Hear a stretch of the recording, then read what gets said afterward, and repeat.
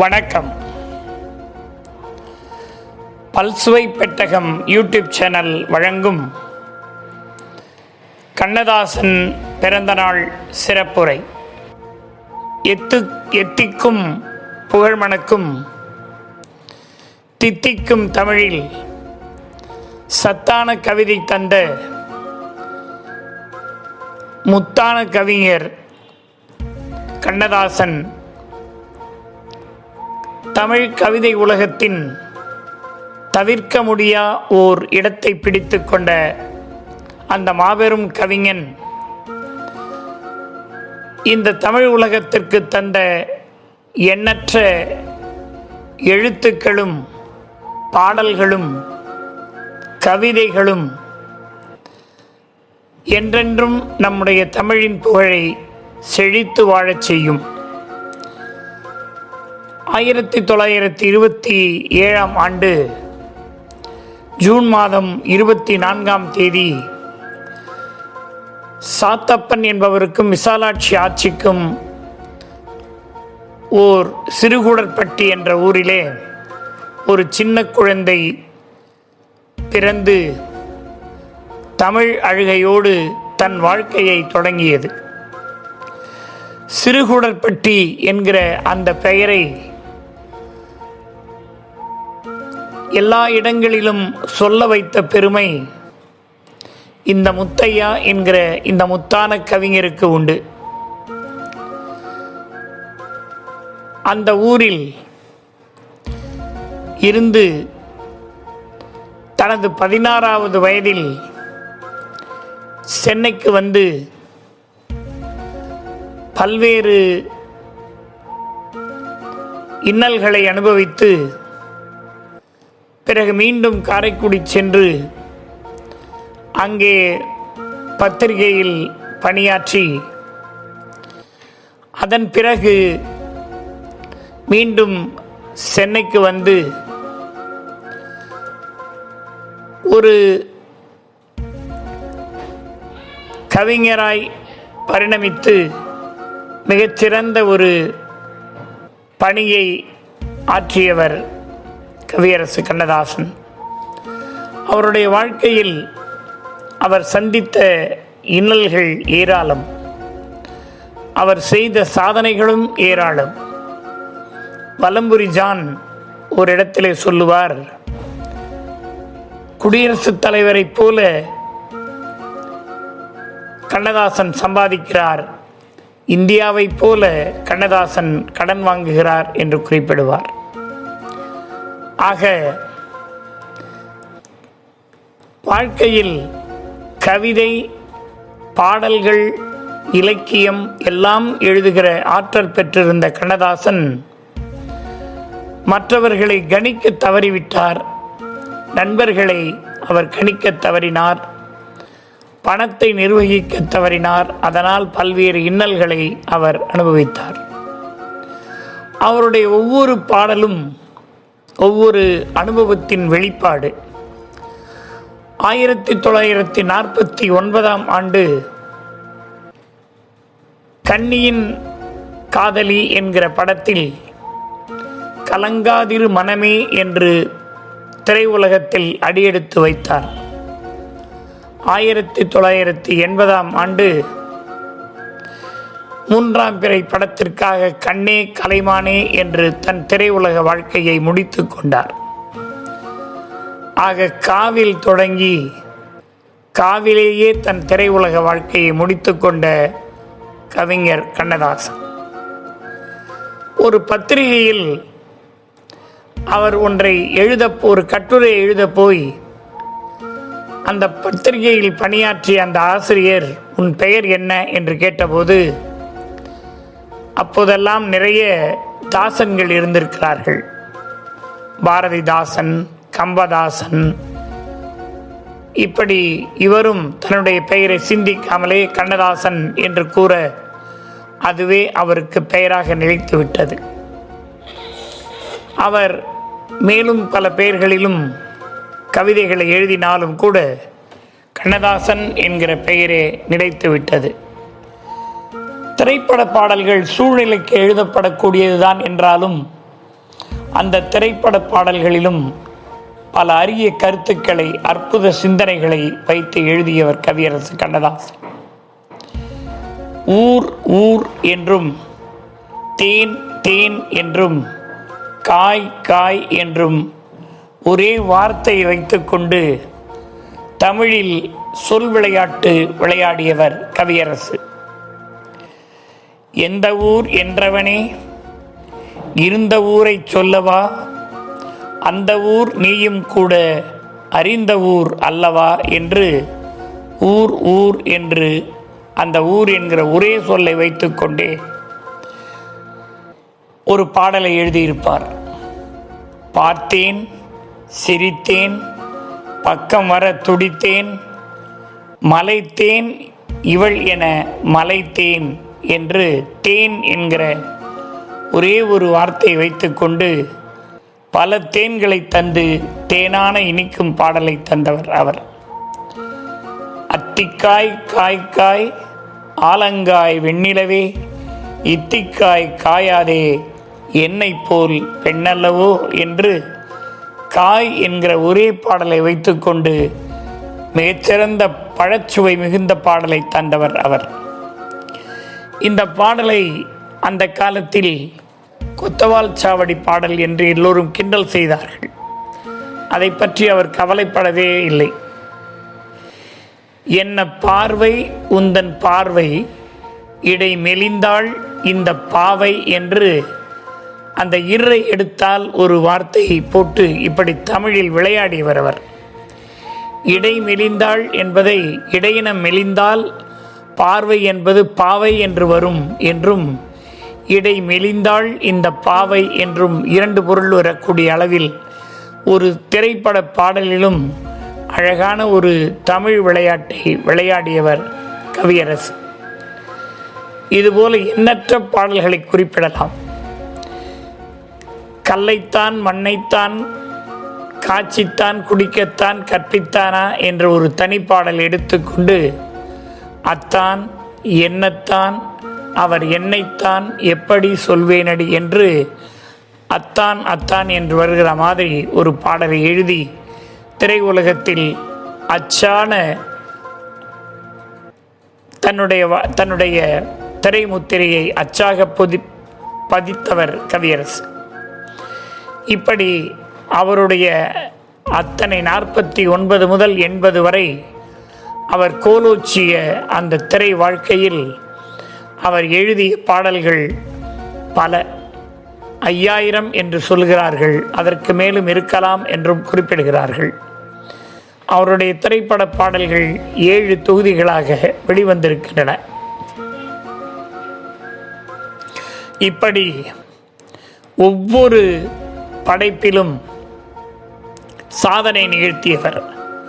கவிதைகள் என்று எடுத்துக்கொண்டால் அவருடைய கவிதைகள் எல்லாம் மரபு கவிதைகள். அதுவும் 7 தொகுதிகளாக வெளிவந்திருக்கின்றன. காலக்கணிதம் என்கிற ஒரு கவிதையில் மிக அருமையாக அந்த கவிதையை சொல்லியிருப்பார். அதைப்போல இலக்கியங்கள், அவர் செய்த இலக்கிய சாதனை என்று எடுத்துக்கொண்டால் பல இலக்கியங்களை எழுதியிருக்கிறார்.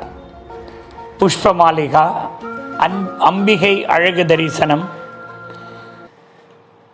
ஞானமாலிகா, இலக்கிய யுத்தங்கள், நான் பார்த்த அரசியல், செப்பு மொழிகள், இப்படி பல்வேறு கட்டுரை தொகுப்புகள்.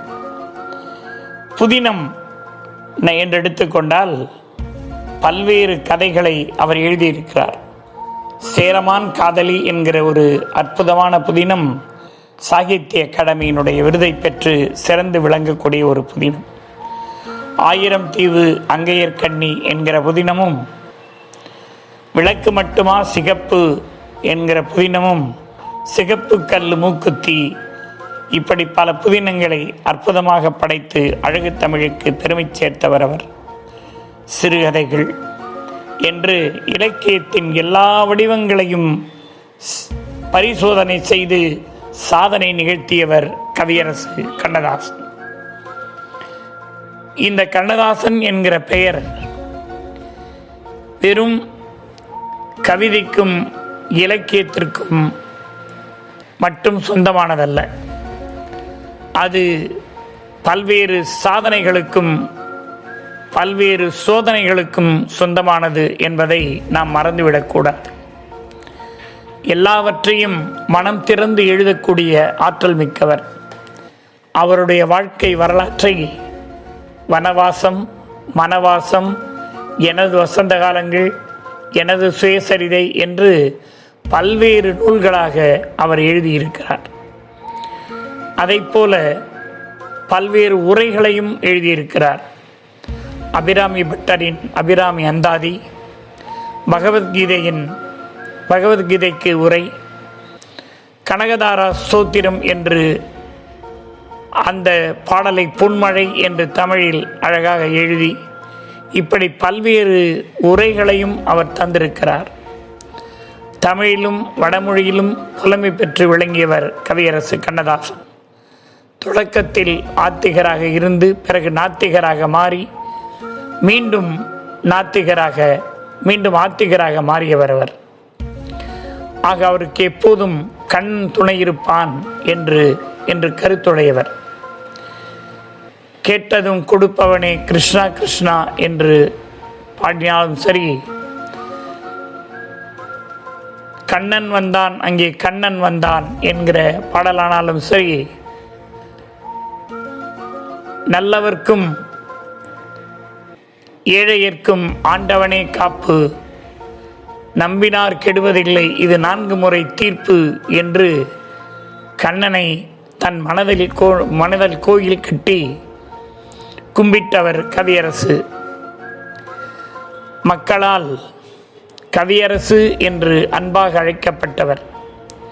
உண்மைதான், அவர் கவிதைகளின் அரசு, திரைப்பட பாடல்களின் அரசு, தெவிட்டாத தீண்டமிழ் கட்டுரைகளின் அரசு, கதைகளின் அரசு. இப்படி அவர் இலக்கியத்தில் ஓர் அரசனாக கோலோச்சியவர். ஆட்சியாளர்களுக்கு அவர் சிம்ம சொப்பனமாய் விளங்கியவர்.